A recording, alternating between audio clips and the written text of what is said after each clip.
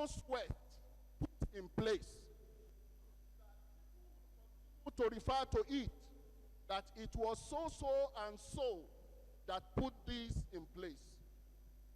Ilmun yuntafa'u bi, national establishment that people continue, even after his death, people continue.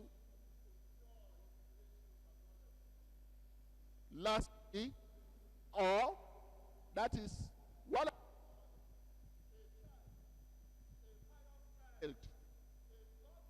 child which the deceased left behind, that working of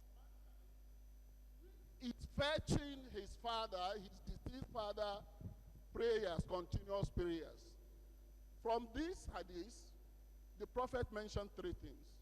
I want to relate these three things to the life of our deceased father, the Mutawali of Ilori, Alhaji AbdulGaniyu, Folorunsho, Abdul-Razaq. May Almighty Allah be pleased with him. This prophetic tradition is very relevant in this regard. The task before me is not to read the biography of the departed soul. However, that the late Mutawali of Ilori was able in his lifetime to achieve these three recommended prophetic advice is audible to the deaf and visible to the blind.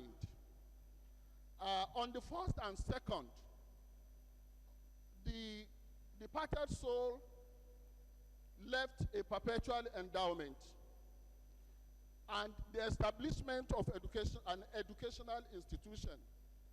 The name of Alhaji Abdul-Razaq will be written with golden ink on a very clean paper in the history of education in Ilori Emirate.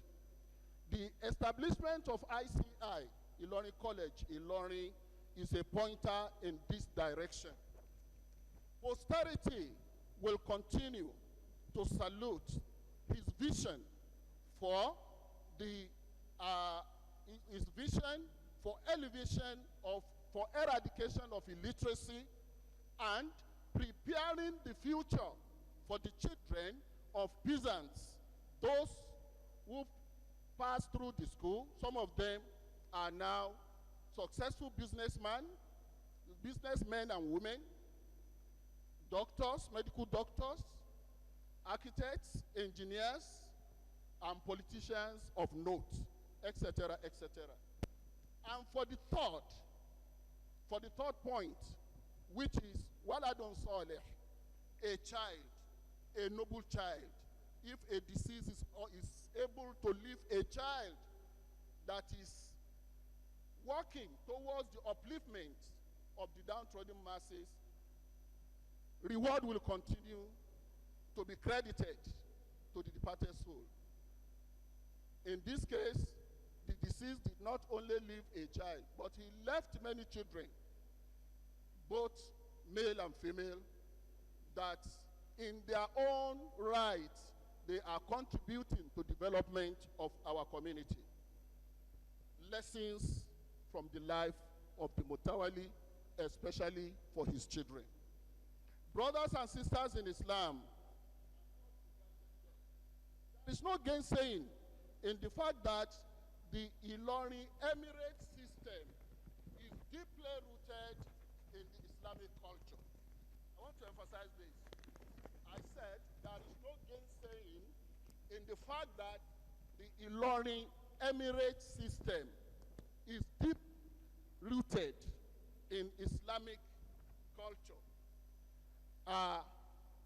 The titles that Ilori Emirate Council bestow on deserving personalities in Ilori is not for sale. It's not for sale. It is in recognition of contribution by individuals. The Title of Mutawali, which was bestowed to the departed soul.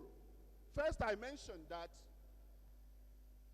the titles were put in place by the principal architect of Ilorin Emirate, Sheikh Al-Alim Saleh, Tagamadahu Allahu bi rahmatihi, which our successful emirs continue to guide jealously.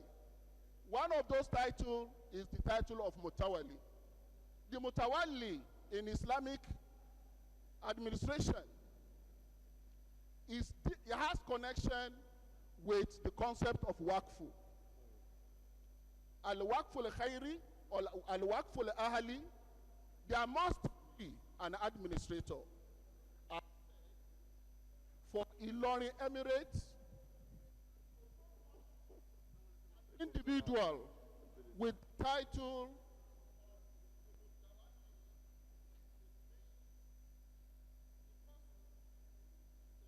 integrity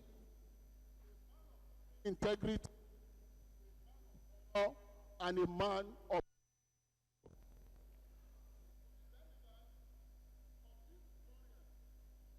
is recognized key to refer to him and confer to him the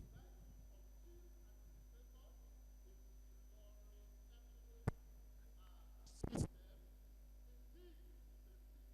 which his children must continue to emulate. Lastly, I wish to re-echo the first point mentioned in the hadith. The hadith says, if a man drop dead, his file will become closed, except on three things. The first mentioned by the Prophet is educational endowment. In this regard, I want to make a plea.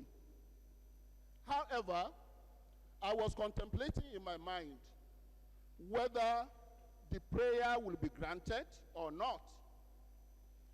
It is not that the prayer is not reasonable or genuine, but the circumstances surrounding it call for caution. I, however, remember an African proverb that says, if you don't blow your trumpet, nobody will blow it for you. Malam Bahaushe, a cikin karin maganansa, Baba, ya ce, a mai da ruwa a rijiya ba barna ba ce. To turn honor to whom is due is most dignified. When the government took over private schools in the state years back from their respective proprietors,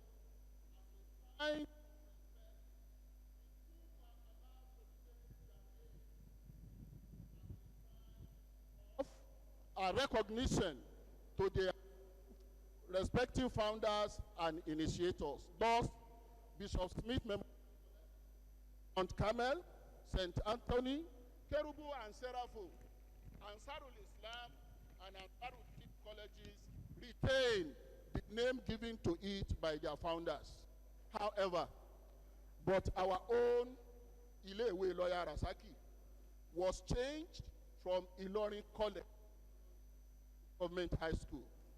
Your Excellency, at this point, I want you to forget your personal relationship with the deceased and look at the substance of this submission by renaming Government High School to AbdulGaniyu Folorunsho Abdul-Razaq Memorial College. We are not asking you to rename College of Education Ilorin. We are not asking you to rename University of Ilorin or School for Aviation. But the school which the proprietor himself used all his wealth to put in place. That is what we are demanding, so that the name of our Mutawali will continue to be relevant to generations yet unborn. Assalamu alaikum wa rahmatullahi wa barakatuh.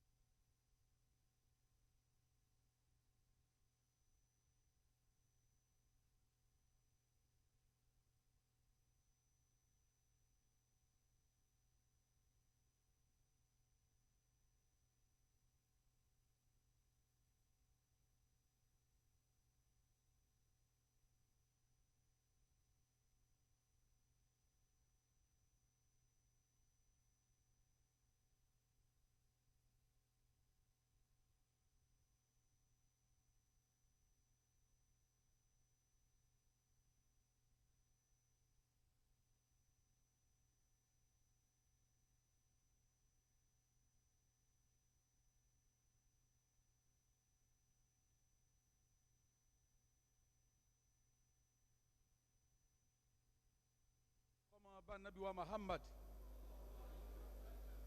àṣẹ́kùbọ̀ orí rẹ̀ gbogbo àwọn ẹni Ọlọ́run pàtàkì tí wọ́n ti lọ nílùú ńlá yìí láti rí àfáàgbà bàbá wa ṣẹ́wà álímì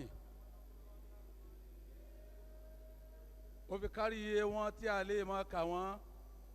Bàbá wa Àgbàrìgìdò mọ̀ ń bẹ nù wọn, bàbá wa ńlẹ̀ kéwù ń bẹ nù wọn, Sheikh Adam, Sheikh Kamal, bàbá wa Àgbàlagbàjì àti àìmọ́ ìdí wọn ni ọlọ́mọba wa yọ́nú sí gbogbo wọn lápapọ̀.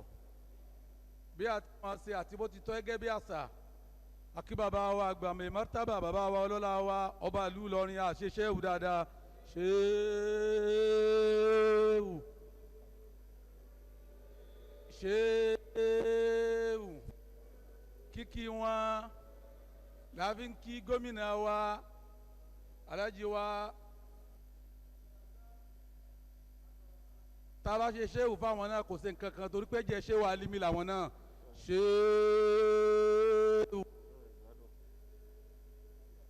ṣéwù bàbá wa àgbà, bàbá wa ìmáàmù àgbà, bàbá wa ìmáàmù mọ̀lẹ́, bàbá wa mukadam àti gbogbo àwọn àlùfáà jankan-jankan àtàwọn ọlọ́lá àtàwọn onípò, salamullahi alaikum wa rahmatuhu wa barakatuhu.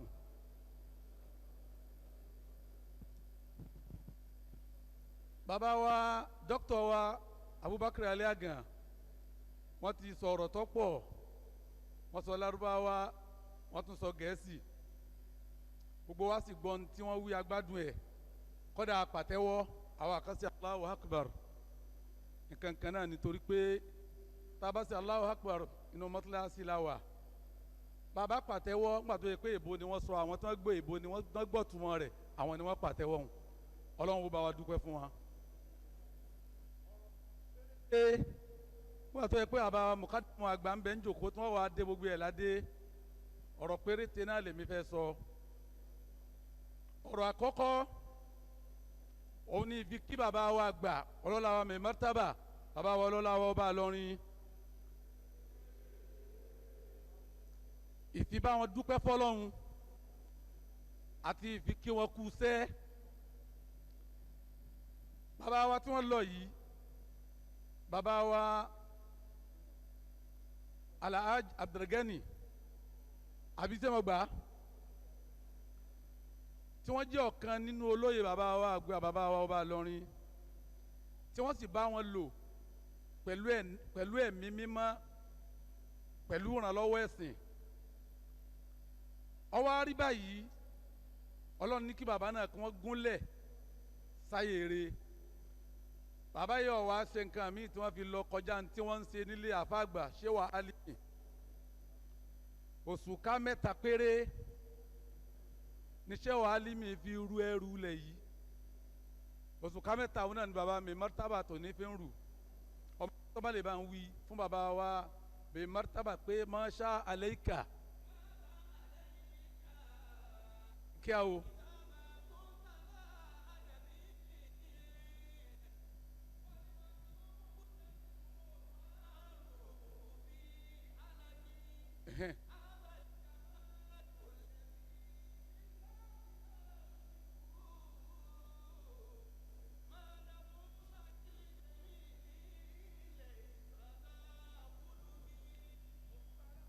òṣùká Al-Qur'ani iná ní ṣéwà Alimi fi ru ẹrù lọ́rin.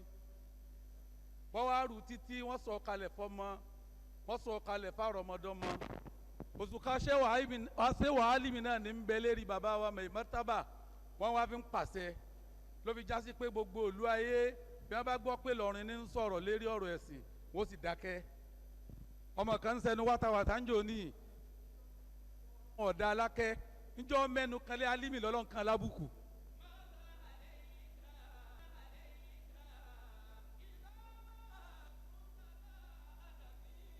bàbá wa gbà ṣéwà Alimi ó fi òṣùká ẹ̀sìn ó fi ru ẹrù lọ́rin ẹ̀sìn. bí wọ́n bá ti ń ṣèdájọ́ ẹ̀sìn ó ní ẹ béèrè ńlọrin jò wọ́n máa wẹ̀ ẹbí àwọn ará Ìlọrin ńgbò wọn sọdún Ìlọrin ńgbò wọn ó ṣe káyókáyó bí wọ́n ti ń ṣe é bọ̀nù lérí yín kò ní yàtọ̀ bí ó ṣe máa lọ náà nù láéláé.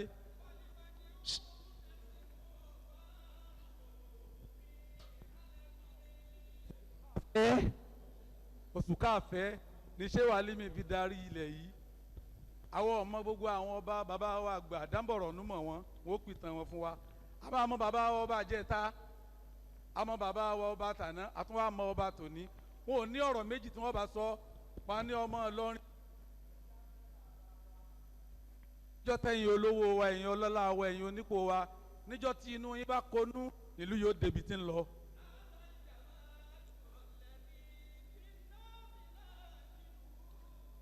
iṣẹ́ rẹ̀ ní bàbá mi mọ́tàbà ń ṣe tí wọ́n ò sinmi ẹ sì wà lérí ẹ̀ ẹ ṣe títí tẹ́ fi láṣeyọrí Ọlọ́run wọ́n wọlé àyè tá a wà yóò fún yín láṣeyọrí rẹ̀ ẹ ṣe àmì.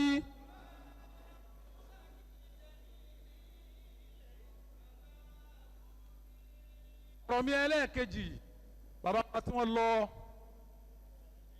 Ọlọ́run ṣàánú bàbá náà ó fi wọ́n sínú ọ̀kan tó dáa jù nínú èèyàn 4 tí ń bẹ láyé. èèyàn 4 náà ní ń bẹ láyé. Abdulsalami ó ní òtòlì nafsi kabasimatan dáhùn.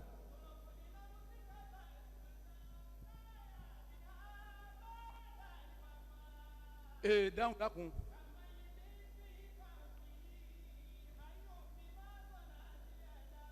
eba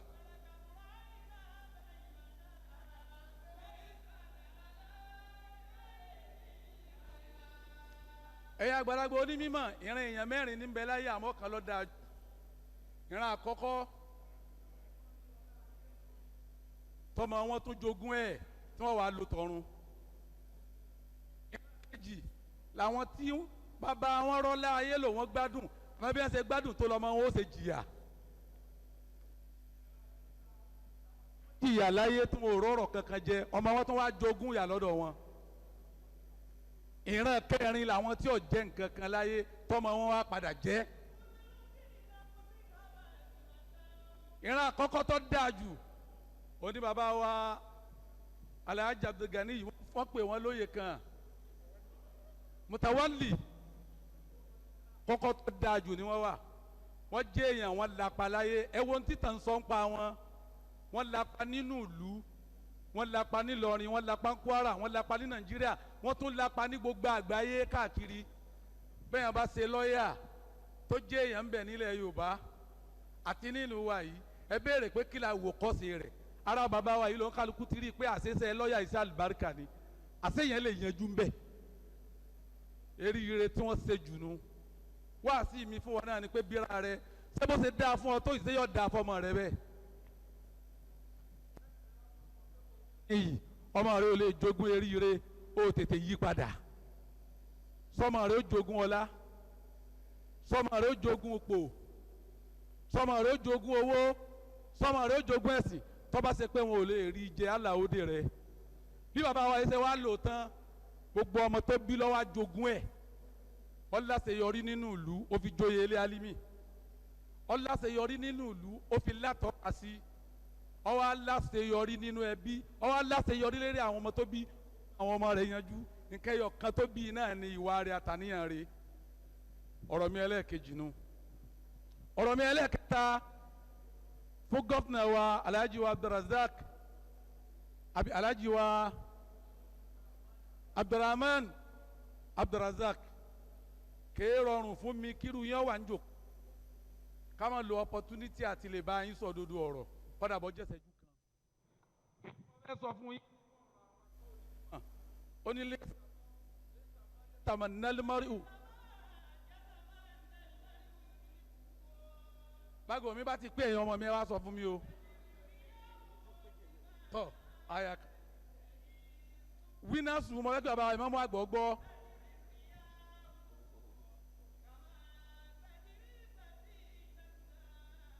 Eba.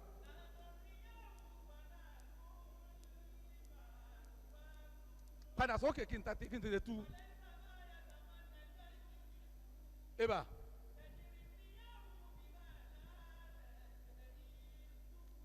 Gọ́fìnà wa ní kéde gbogbo ẹni ọba ronú pé òun fẹ́ ga ní ga o. Njọ́ ẹlòmíì bá béèrè ipò gíga nínú ìlú rẹ̀ njọ́ náà ni ó da alábùkù. Wí.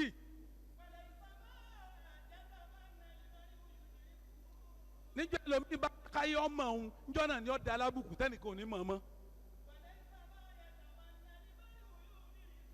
Kéde gbogbo ẹni ó ronú pé mo fẹ́ débẹ̀ lórí bẹ̀dẹ̀ àánú Ọlọ́run ni kéèyàn ó rí bẹ̀dẹ̀.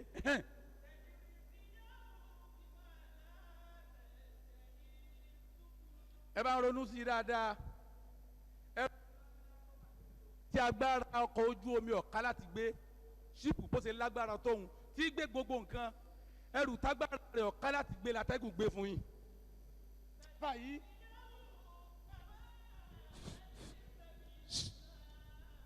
atẹ́gùn tí ò lẹ́ńjìnì tí ò ní táyà tí ò ní sẹ́rìn ẹrù tí ṣíìpù ọkọ̀ ojú omi láti gbé atẹ́gùn sì gbé lẹ́ẹ̀kan náà fì fún yín.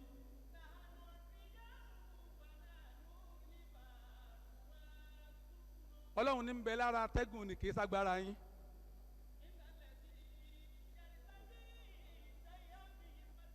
Gbogbo ẹni ọba wa tí Ọlọ́run bá ka agbára mọ́ ìyẹ́ rẹ̀ tó fi lọ́pọ̀túnì.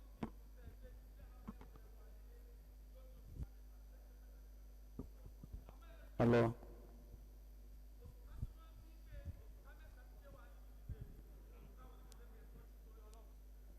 Kí ló tún ká àkọ́kọ́? Ẹni ó bá fẹ́ ru ẹrù lọ́rin tó fẹ́ rí rù ẹ sọ fún kó lè ní oṣù ká lè ṣe wà límì oṣù ká lè ṣe wà límì lèèyàn bí tẹ́lẹ̀ rí bọ́ ọ bá ti ní oṣù ká lè ṣe wà límì lè rí ó ru ẹrù náà láṣeyọrí odimẹ́ni oṣù ká ẹlẹ́ẹ̀kejì tí wọ́n bá fẹ́ ru ẹrù lọ́rin tó fẹ́ láṣeyọrí ẹni kó lè wá oṣù ká àwọn àfáà lèèyàn bí sóṣù ká títí láṣeyọrí tó bá tú oṣù ká àwọn àfáà jùnù ò ní rí rere rù tẹ́ kú láyé àfáà yìí.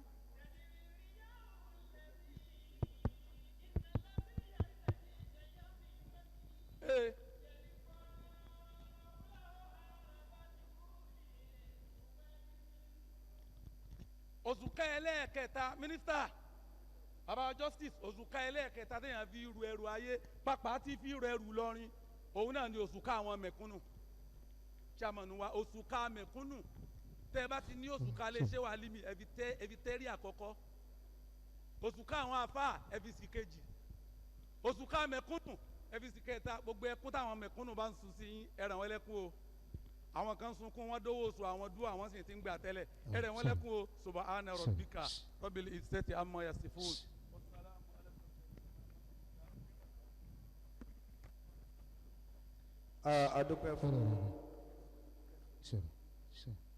We thank our scholar, Malam Sahib al-Bayan. May the Almighty increase you in knowledge and wisdom. We want to recognize briefly the presence of the Executive Governor of Sokoto State, Alhaji Amin Waziri Tambuwal, former Speaker of the House of Representatives. You are welcome, sir, Your Excellency.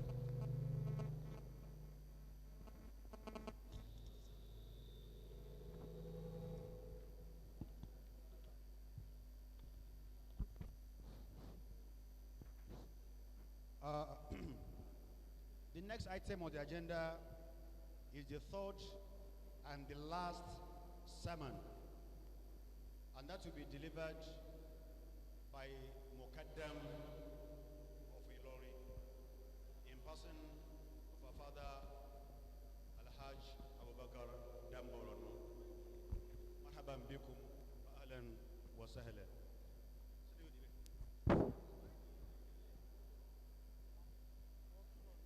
Iná àtẹ̀yìnà kàtí a máa ṣe fún bàbá Mukadamu àgbà tí ń tá a máa ké sí. Allahu hayatahu. Káàkiri bá ti máa ké. Bismillahir Rahmanir Rahim. Inna a'tainaka al-kawthar. Fasalli li rabbika wanhar. Shani'aka huwa al-abtar. Inna kafaynaka al-mustasihin. Inna kafaynaka al-mustasihin. Inna kafaynaka al-mustasihin. فسيكفيكهم الله وهو السميع العليم فسيكفيكهم الله وهو السميع العليم فسيكفيكهم الله وهو السميع العليم آمين آمين آمين يا الله بسم الله الرحمن الرحيم إنا أتيناك الكوثر فصل لربك ونهر إن شانئك هو الأبتر كفر بالي. أعوذ بالله من الشيطان الرجيم. بسم الله الرحمن الرحيم. أعوذ بالله من الشيطان الرجيم. بسم الله الرحمن الرحيم. يا أيها الناس اتقوا ربكم وخشوا يوما لا يجزي والد عن ولده ولا مولود هو جازي عن والده شيئا إن وعد الله يكن فلا تغرنكم الحياة الدنيا ولا يغرنكم بالله الغرور. يوم يقوم الروح والملائكة صفا لا يتكلمون إلا من أذن له الرحمن وقال صوابا ذلك اليوم الحق ذلك اليوم الحق فمن شاء اتخذ إلى ربه مآبا. بارك الله العظيم. صدق الله العظيم. Àgbọ̀rọ̀ ń tóbi dáadáa. Wọ́n ní àwí kan sí kó lè pé mẹ́ta. gbogbo ọlọ́run ṣàánú wa ká farabalẹ̀. Now, Astasi. àwọn bàbá mùkẹ́dàmù àgbà níbi iṣẹ́ àwọn ọmọ gbà yọ̀ǹda ni wọ́n ní bàbá ìmáàmù àgbà wọ́n ní sẹ́ yọ̀ǹda bàbá. bàbá wa àgbà ní Màlẹ́ wọ́n ní sẹ́yìn náà yọ̀ǹda. bàbá wa àgbà ní Gàmbàrí wọ́n ní sẹ́yìn náà yọ̀ǹda. bàbá wa rábà náà wọ́n ní sẹ́ yọ̀ǹda. àdẹ́nìkan sí níkàlẹ̀ wọ́n ní sẹ́ yọ̀ǹda gbogbo kálukú. Àwọn bàbá wa àfa wa àgbà tí wọ́n wà ní jòkó sákìlì káwọ́mi akhiruhum sarba. Ẹ̀yin ló yẹ ká kọ́ dákọ́ àmẹ́yìn náà lẹ́ni kí àwọn tá ń dákọ̀ yọ máa líìdì wa. Lẹ́yìn èmi ò ní lò ṣẹ́jú mẹ́wàá. tọ̀ ẹ ní lò ṣẹ́jú mẹ́wàá. Kìí ṣe pé ní mímí o mímí mi ó jù ṣẹ́jú mẹ́wàá lọ. Àmọ́ níbi tá a wà yìí àdúgbò tá a wà yìí àdúgbò Ọlọ́run la wà yìí. Ẹ bá wa ṣe séwù kémi ọgbọ́ kí n tó sọ tí mo fẹ́ sọ. wọ́n lè bá wọn ṣe séwù mẹ́ta kó hó káwọn gbọ́ káwọn tó sọ ní táwọn fẹ́ sọ. Ọyẹ ṣe séwù kí n gbọ́. Ẹ ń bọ̀ wá. Wọ́n di ẹyin ní dàkà ọ̀dìdó tí ì ṣe wọ́n di ẹyin ní sábà yà jẹ́ nkira. Ẹni ọ̀nà rẹ̀ bá jẹ́ ní gbọ́ pé gbogbo wa la fi súnmọ́ra wa. Séwù ní tá à ń bá ń ṣe tí ọba sí tírẹ́ẹ̀dì ń bẹ̀ ó rí bọ́lá wọn ó ti ní káwọn ọmọ rẹ̀ ọmọ níláárí ní kálukú rí nbí tíra rẹ̀ ọ̀tọ̀ọ̀tọ̀ ni bó ti jáde pé tíṣà kálukú ọ̀tọ̀ọ̀tọ̀ ni ẹ ṣe séwù náà kí n gbọ́ kí n tó sọ ń tẹ́ sọ.